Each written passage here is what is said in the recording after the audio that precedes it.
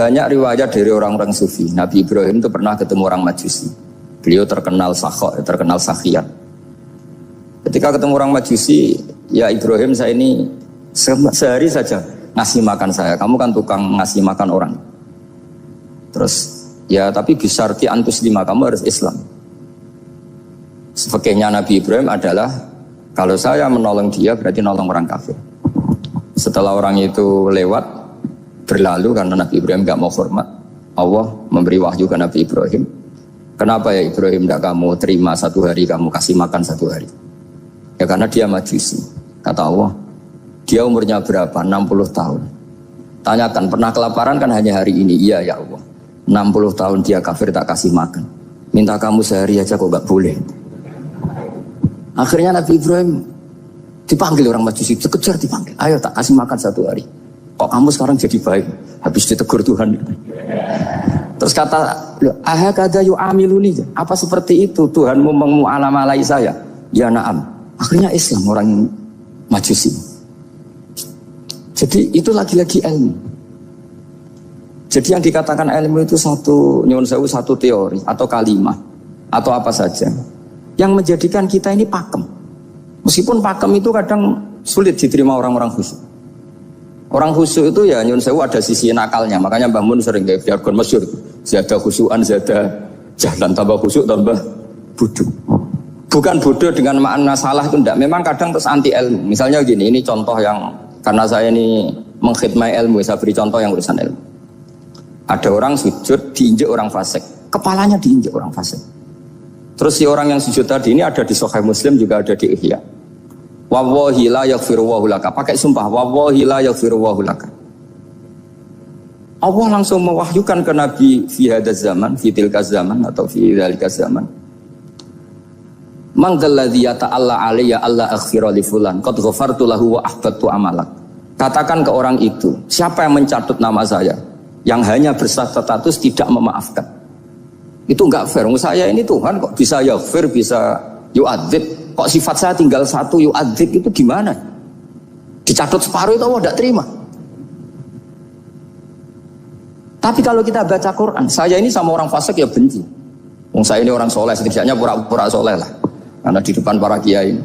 Tapi mau tidak mau, ketika Allah mensifati dirinya tentang orang munafik gimana? Wa yu'adzibal munafiqina in sya'a au jatuh. Ini cocok tidak cocok, potensi memberi tobat itu ada. Meskipun sama kalau orang munafik, tapi ya tetap bacanya wa yu'adzibal munafiqina ya in sya'a au jatuh. Rasulullah kayak apa bencinya dengan Wahsy karena qatilu Hamzah. Tapi Nabi tunduk sama konstitusi Quran. Laisa laka minal amri syai'un aw yatuba alaihim aw yu'adzibahum. Akhirnya Allah malah memberi tobat sama qatilu Hamzah, yaitu Wahsy. Ini pentingnya baca lagi. Kalau kita tidak baca, hanya khusyuk saja, tidak baca, pasti sama orang yang menginjak orang sujud tadi, yang injak pasti salah, nggak dimaafkan. Bongso pasti. Pertanyaannya adalah, betulkah Allah punya sifat 1, yaitu yu'adzib? Makanya kalau kita baca, misalnya baca Quran, walillahi mulkus samawati wal ard, ya sudah, yaghfiru liman yasha wa yu'adzibu man yasha. Kalau nuruti rasa kita, ya inginnya ke kita, yaghfir, ke orang lain yu'adzib. Tapi Tuhan kan gak terima, saya ini Tuhan kok didikte makhluk saya ini gimana? Tidak bisa. Sehingga ya ini lagi-lagi ilmu. Makanya saya cocok itu suka baca. Saya suka sekali baca, mulai ulama dulu, ulama modern, setengah dulu. Mulai ulama yang kedunian sampai setengah kedunian. Suka. Saya dulu tuh gak suka uang. Karena saya memang tadi, mbah saya dari bapak itu wali mas tadi. Kalau tadi Mas Nadif jujur, mulai Mbah Soleh itu suka bully mertuanya. Jadi saya alhamdulillah dia jujur.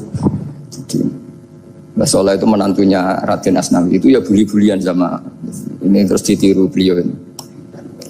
Itu gak suka sebenarnya. Saya itu ya pokoknya tadi, kalau orang daftar wali itu kan gak suka sama.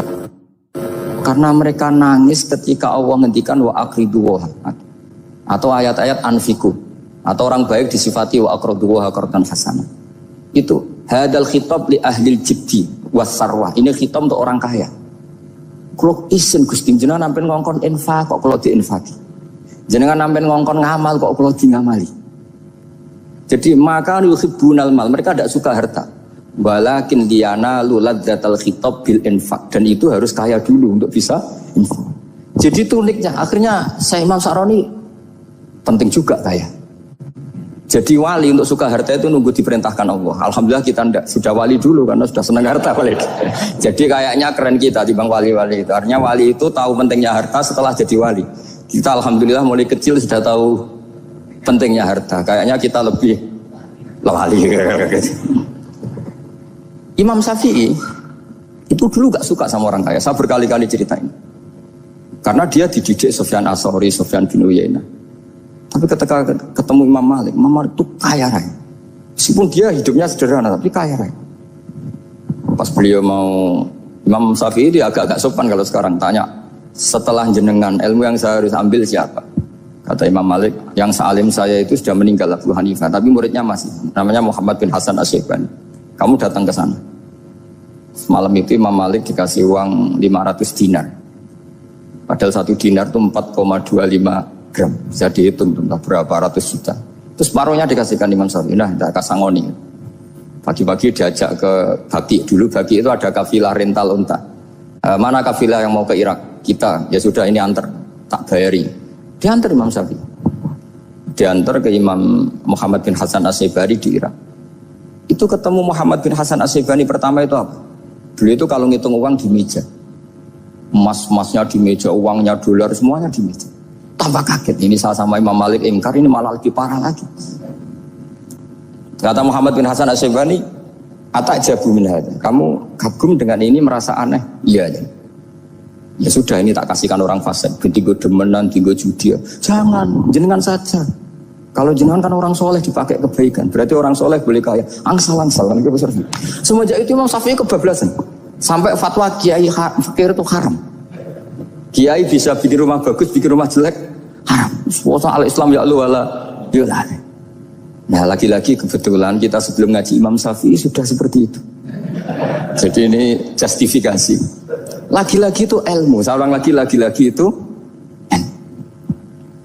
akhirnya saya baca kitabnya Imam Saroni namanya Al-Minanul Kubro. Itu beliau cerita wa mimma manallahu alaihi. Kesannya kayak orang sombong. Tapi sebetulnya yang sopan itu yang sombong. Karena Imam Saroni kan bilang, kamu harus memaklumatkan diri kalau antum minal ulama il amilin. Kamu termasuk ulama yang amilin. Terus ditanya sama orang-orang, bagaimana kalau nyatanya enggak? Kamu tadi subuh sholat, iya saya sholat. Kamu tadi zuhur sholat, iya saya sholat. Kenapa ketika kamu maksiat ingat terus, ketika kamu taat tidak ingat? Berarti kamu anggap Allah itu menyesatkan kamu tok, tidak pernah ngasih hidayah sama kamu. Pas delok rondo ning dalan kok maksiat, bar salat atau syukur, bar zuhur atau syukur, bar asar. Berarti kan nyifati Allah, hari ini Allah ngasih saya maksiat. Sementara lupa kalau Allah ngasih salat zuhur, salat asar, salat maghrib, salat. Oh sudah di situ al-Minanul Kubro, orang itu soleh semua. Nah saya itu termasuk orang yang didikte oleh kitab, terbentuk oleh kitab Al-Minanul Kubro. Jadi di situ hidup itu enak semua. Makanya saya itu masih ingat dialeknya dua orang alim. Gak perlu saya sebutkan, ini agak sensitif. Karena ceritanya itu ada anaknya kiai mau nyalek. Karena dia anaknya kiai tanya, Mbah, dalilnya nopo nanti yang kepingin jadi jabatan, mencari jabatan itu sah. Kalau yang jawab tak sebut gak apa-apa namanya. Jawabnya Mbah Mun, oleh gak apa-apa. Nabi Yusuf juga ada jabatan. Terus beliau baca qalat alni ala khuzainil ardi inni khafifun alim. Nabi Yusuf juga ada jabatan ya Rabb. Didebat sama orang alim. Itu Nabi Yusuf syariatnya itu mansukhoh bi syariati Rasulullah Muhammad SAW. Setelah tamunya pulang, Mbah Mun dibantah gitu. Dari Mbah Mun gini bilang, anut kiai wae oleh pemenang anut Nabi. Sama ingat kalimatnya. Anut kiai wae oleh pemenang anut. Artinya Nabi Yusuf kan minta jabatan ij'alni ala khuzainil ard. Jadi akhirnya semenjak itu fikih-fikih ilmu tadi saya ulang lagi. Akhirnya saya cari, termasuk saya disuruh bangun. Saya golekno dalile nak wong soleh kok oleh jabat.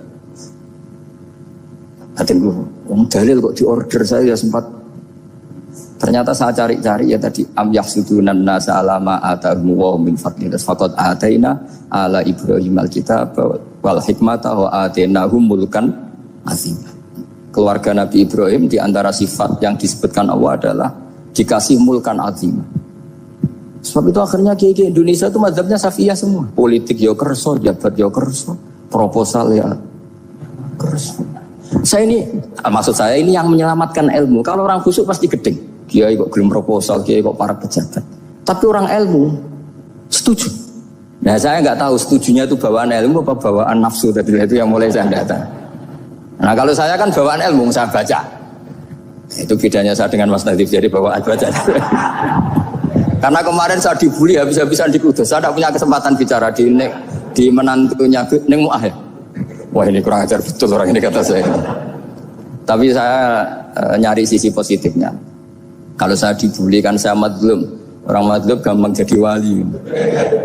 Yang dia bully berarti zalim ya sudah berarti wali saya gitu. Nah supaya dia juga wali sekarang tak bully supaya impas gitu. Jadi ini nolong beliau. Jadi saya 22 hari itu kalau habis subuh ke rumah sakit, tapi kalau asar pulang ngajar. Ya begitu terus. Karena mbah-mbah saya itu sukanya ilmu Masya Allah. Karena ilmu itu penting. Apapun pakemnya para wali itu kalau diingatkan secara ilmu itu terus kayak runtuh. Saya berkali-kali mencontohkan. Dan itu valid, data itu valid.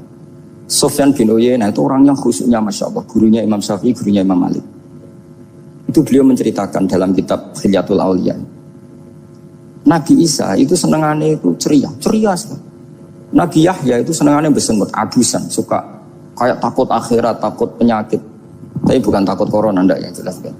Saya akhir-akhir ini fatwa, sekarang jangan baca Uwais Al-Qarani, tapi Al-Qarni. Meskipun saya tahu ada yang baca Qarani di kitab-kitab, ada yang baca Qarni.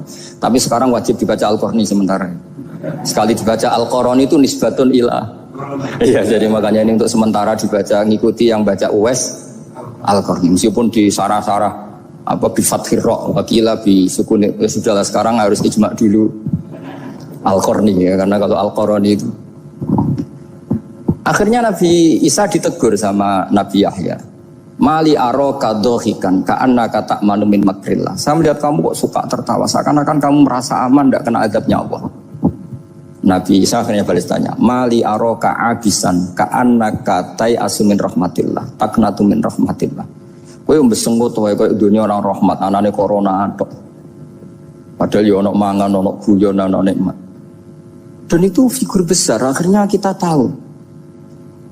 Dan saya sering cerita juga, setiap dakwah itu Nabi Isa nyari syirarun nas, Nabi Yahya cari khiyarun nas.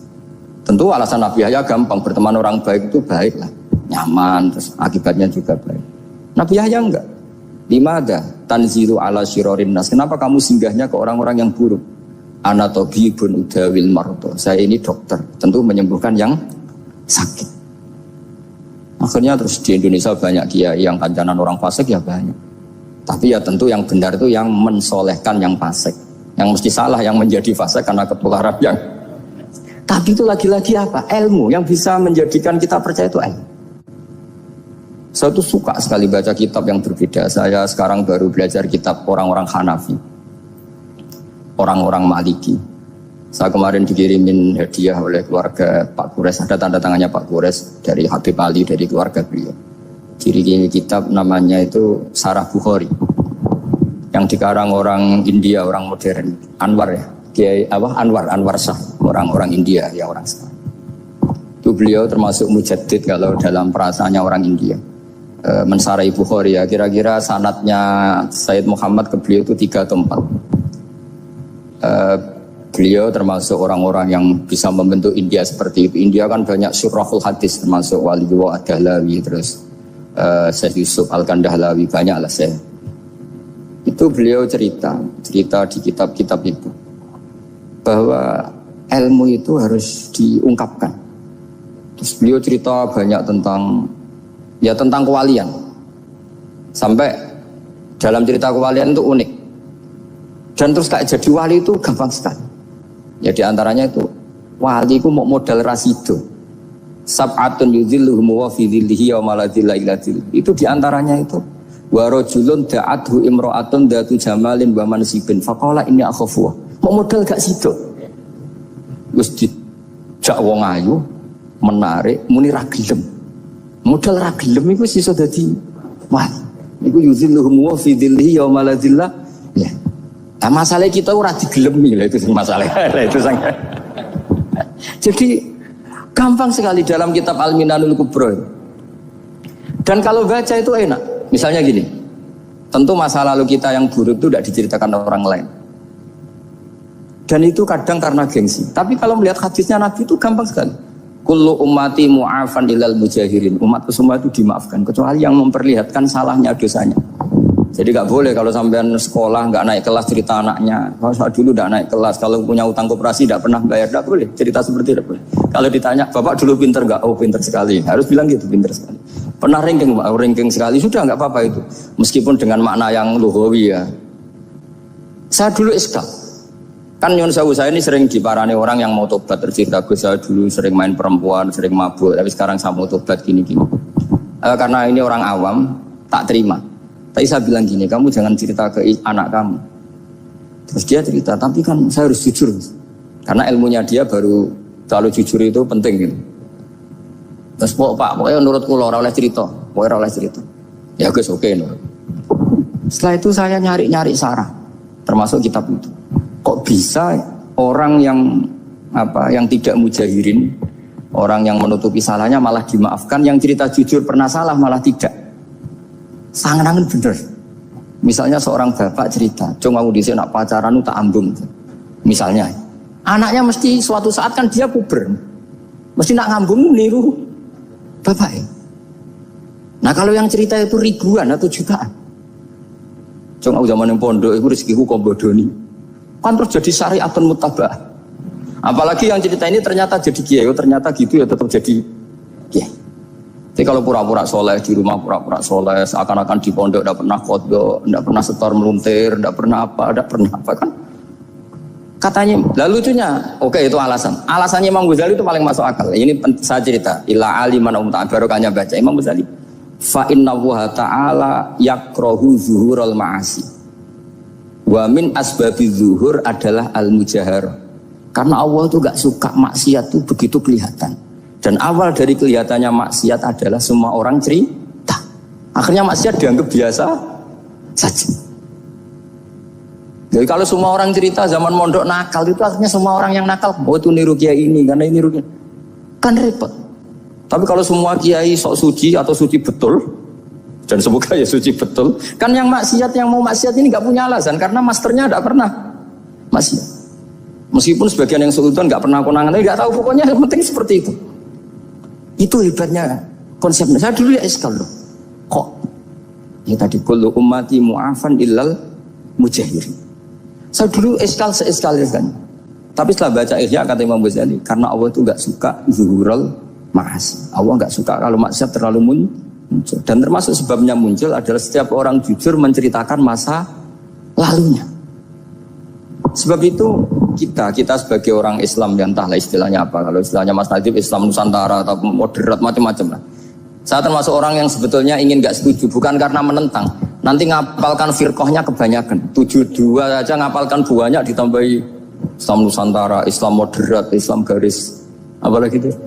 Oh garis lurus. Ada yang lagi lucu. Ya macam. Tapi setelah saya ulang lagi, setelah baca banyak, itu akhirnya menjadi tahu. Karena apa ya, fitrah salimah kita. Misalnya gini, ada cerita di kitab-kitab. Nabi Musa pernah istisqa nggak mandi, kan nggak terima dia seorang nabi kok istisqa nggak mandi. Saya ini kali muka ya Allah, kenapa doa saya nggak mandi? Terus kata Allah, inna fihim namaman, di antara yang berdoa sama kamu yang istighosa kubro itu ada yang namaman, tukang adu-adu. Nabi Musa ngajarin Tuhan. Ya Allah kan gampang, kasih tahu dia siapa tak usir supaya tidak ikut istighosa, akan selesai. Terus jawabnya pangeran lucu. Saya ini Tuhan, anha anin namimah. Saya ini Tuhan yang mengharamkan namimah. Maka saya tidak akan nama. Anha anin namimah wa akunu namaman. Saya ini mengharamkan adu-adu kok terus. Dudono sing kan ya sudah Gusti kalau gitu. Lalu solusinya gimana ini? Nanti solusinya gimana Tuhan? Ya sudah kamu nyari hamba saya yang namanya ini. Cari sama Nabi Musa. Ketemu orang namanya Jitem. Makanya saya sama Mas Nadim itu sungkan karena di antara wali itu ada yang hitam. Oh hitam terus nggak apa-apa ini biar impas, biar saya sampean bisa jadi wali karena madlum kan. Itu ketemu. Setelah ketemu sama-sama nur. anta barh, ya saya barh. Terus anta Musa, ya saya Musa. Kenapa kamu tahu? Dikasih tahu Allah. Ini karena sama satu nabi, satu wali. Terus saya ini mau istisqa agak mandi, tapi sama Allah disuruh minta doa sama kamu. Itu doanya tuh ngawur sekali, bukan sekedar ngawur sekali. Ya Allah, apa engkau sudah tidak punya stok air sehingga tidak ada hujan gitu? Apa angin-angin sudah tidak nurut sama jenengan sehingga tidak bisa menghalau awan untuk menurunkan hujan? Faka ada Musa ajab disawi, itu di semua kitab. Musa hampir saja jotos, dianggap doa yang enggak sopan. Tapi kata Allah, la tadribhu ya Musa, fa innahu adhakani fil yaumi salasa marrat. Dia bisa bikin senyum saya sampai 3 kali. Lu soal mereka maksiatuhum la tadurruka. Maksiat mereka itu tidak ngefek ke engkau kok jenengan pertimbangkan. Maksiatuhum la tadurruka. Akhirnya langsung hujan. Jadi kadang doa itu ada yang ngawur.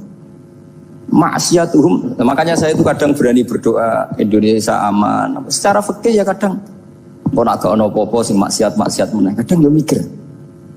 Yo nak sing taat meneh, tapi kok nak ono apa-apa sing maksiat ya maksiat meneh. Saya pernah ketika Jogja sering gempa itu pernah mau berdoa. Ya Allah semoga bebas dari gempa, tapi terus saya mikir. Memang kalau nggak ada gempa ya yang sholat aman, tapi yang maksiat juga. Daripada menggurui Allah sudahlah, tidak berani berdoa sudah Gusti ini dunia ini jangan pun terserah jenengan. Tapi saya sebagai orang Muslim sing apian kan ya kepengen arham linnas. Boleh dalil lu kangelan, tapi gara-gara baca kibarek tadi, maksiatuhum la tadurruka. Maksiat mereka itu tidak bahaya bagi kita. Pun Gusti rasa kakean pertimbangan pun udan mawon, udan langsung. Lagi-lagi karena baca. Termasuk di Al-Minanul Kubra itu ada cerita tentang Nabi Isa. Cerita itu tidak hoax, ini kata Imam Sa'roni. Ada orang itu perajin sepatu, perajin sandal. Ya Allah, engkau itu bilang butuh sandal ukuran berapa, nanti tak bikinkan. Engkau bilang kendaraan kamu apa, nanti saya yang fasilitasi ada ini. Pakaiannya kalau dames. Apa, pokoknya saya ingin khidmat sama jenengan. Terus Nabi Isa yang terkenal baik itu ya faham mabibat sih hampir saja dipukul. Terus kata Allah jangan Isa, dia muji saya sesuai yang dia ketahui. Lagi-lagi baca. Jadi tidak bisa kita mengadili orang lain ini kalimat ini tasbih wa bil khalqi, itu tidak bisa, tidak segampang itu. Kecuali yang ngomong orang-orang Mu'tazilah atau orang-orang Khawarij mungkin kita lawan karena berdasar ilmu. Kena wong lugu rusak. Karena orang lugu itu gimana ya? Seperti Ahmad ditanya, kamu mukminah? Terus dites sama Nabi, aina Allah? Fa'asyarat ila sama, Allah di langit. Coba kalau kamu tauhidkan, Allah la yakhullu fi makanin. Berarti kan masalah itu karena Allah laisa kamislihi. Saya juga pernah diprotes kiai, kenapa ada istilah senyum, istilah susah? Padahal Allah enggak pernah susah. Tak tanya kiai itu. Saya kan sering bilang Allah susah, Allah apa?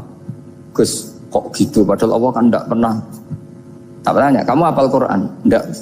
Ya sudah, baca aja ayat falamma asafunan taqamna minhu. Itu doire asafa itu kan asifa ya safu asafan.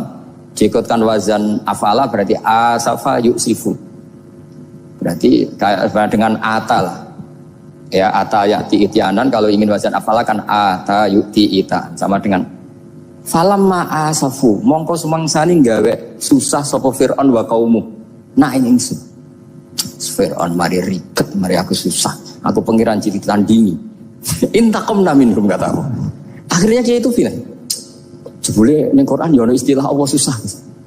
Iya sembol aku aku hafal Quran dadi spontan bahasaku mbok salah mbok ora iku ono kembarane Quran.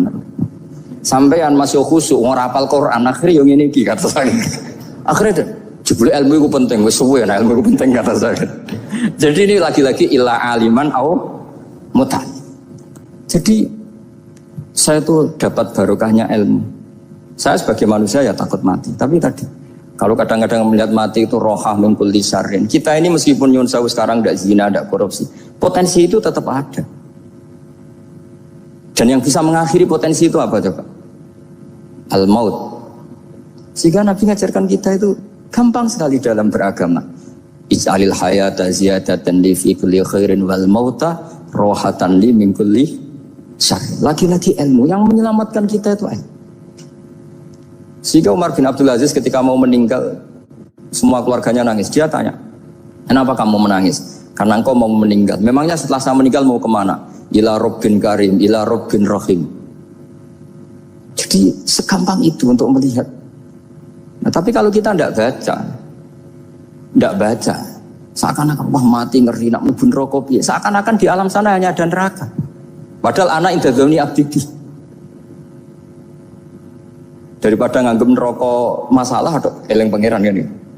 Lagi-lagi baca. La yamutan ahadukum illa wa yuhsinudzanna billah. Jangan sampai seseorang mati kecuali dalam keadaan husnudzon sama.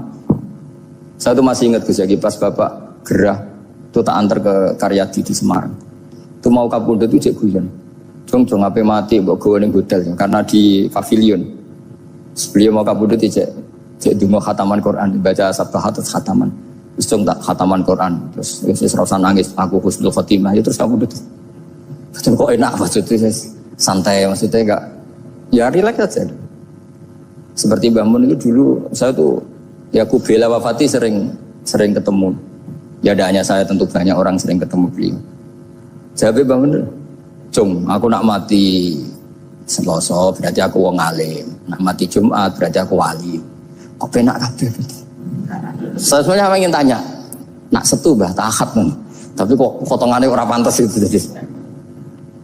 Ketika beliau nyatanya kapundhut Selasa berarti senang status alim.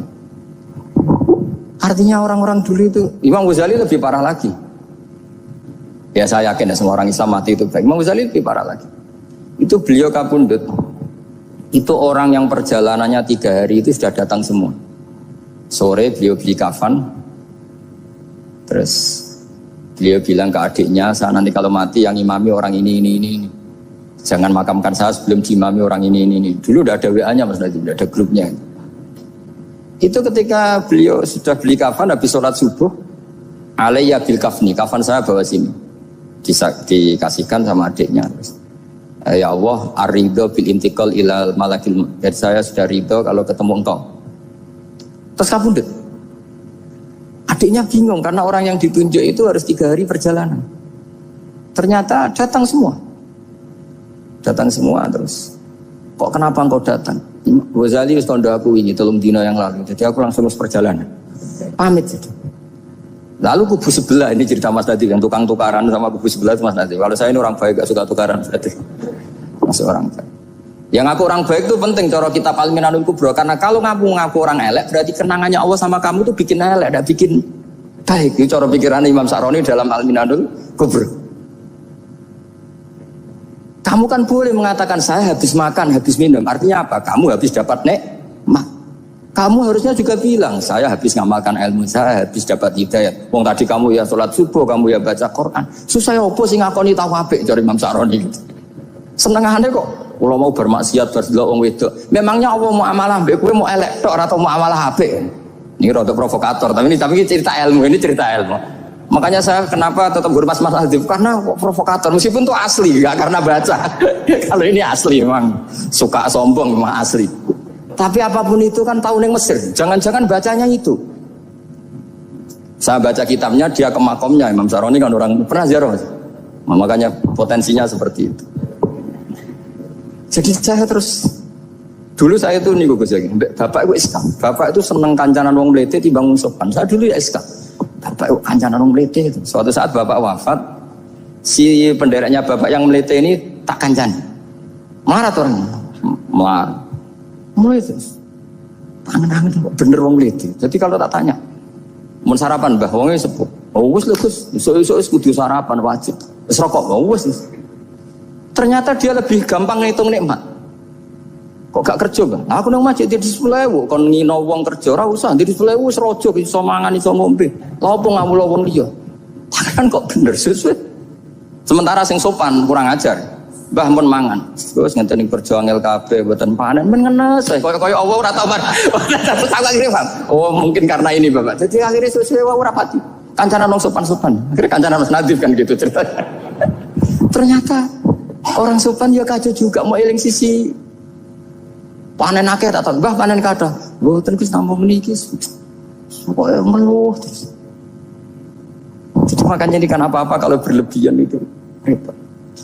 Seperti saya pernah ditanya, kalau orang Jawa Timur itu hormatnya sama kiai, kalau sama orang biasa itu kurang hormat. Kalau orang Solo itu sopan-sopan, tapi ya sama-sama ada masalah. Kalau ada kultur semuanya sopan, nanti ya hum yukrimuna aliman wa fasikon wa solihan wa tolihan. Soleh, sopan yang berlebihan akhirnya sampai pernah ada seorang kiai latihan. Ini kisah nyata. Wong itu teman saya. Ketemu orang Solo dihormati. Sempat GR sih. Barokahnya ilmu saya dihormati orang itu. Bareng sama orang fasik, orang macam-macam ya dihormati yang sama. Sebelum berdoa ya kan. Artinya gini, kalau akhlak itu benar-benar kelebihan, tapi kalau berlebihan la farqa bainal alim wal jahil wal fas was soleh wat toleh, karena semuanya dihormati. Tapi kalau misalnya ada Jawa Timur yang membeda-bedakan manusia, kadang kita ini juga beratnya semua itu ibadullah, semua iyalullah, semua. Jadi terus kita ini mikir yang benar yang mana setelah mengkaji ilmu, lagi-lagi setelah mengkaji. Nah makanya saya ingin sekali ilmu ini harus dikembangkan terus. Karena saya kenalnya Mbah Dola, Mbah Sahal, semua masyayikh ini min haitsul ilm. Karena ilmu ini yang cukup. Islam itu nggak bisa dikawal dengan khusyuk, nggak cukup. Yang bisa mengawal Islam itu hanya. Sebab itu fa'alam annahu la ilaha